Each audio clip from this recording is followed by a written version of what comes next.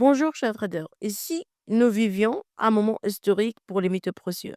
L'or dépasse les 4 500 $ l'once, l'argent franchit les 74 $, un record historique.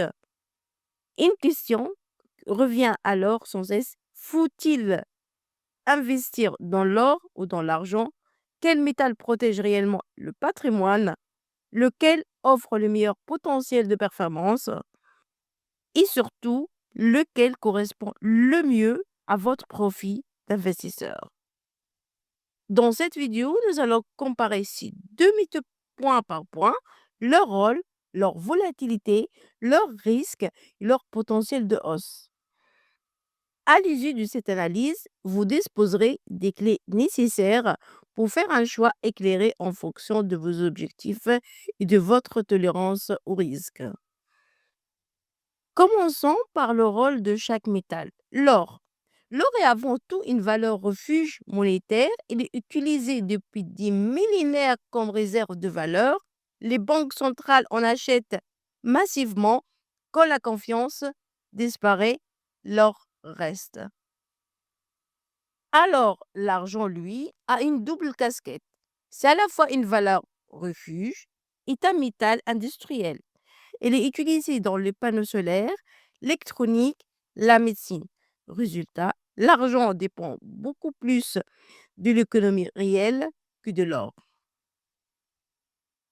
Deuxième critère clé, c'est la volatilité.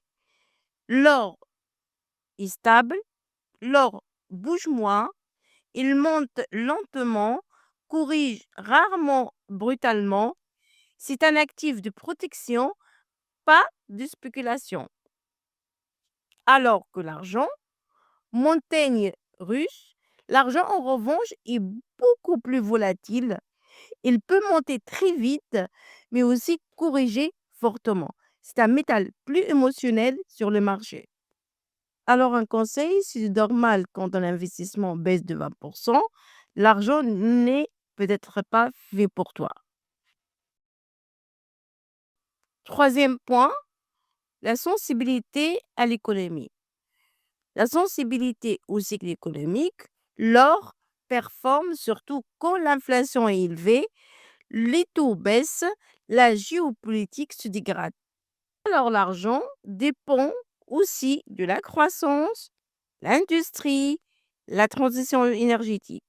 En récession sévère, l'argent peut s'offrir plus que l'or.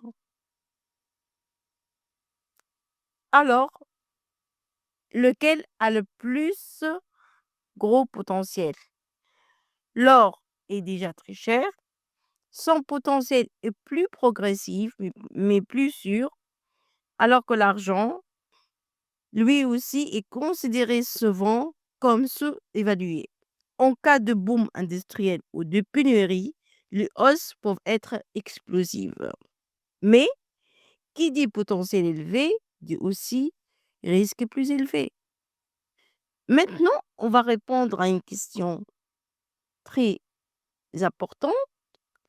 Quel métal pour quel profil? Tout dépend de ton profil. Si tu veux protéger ton patrimoine, choisis l'or.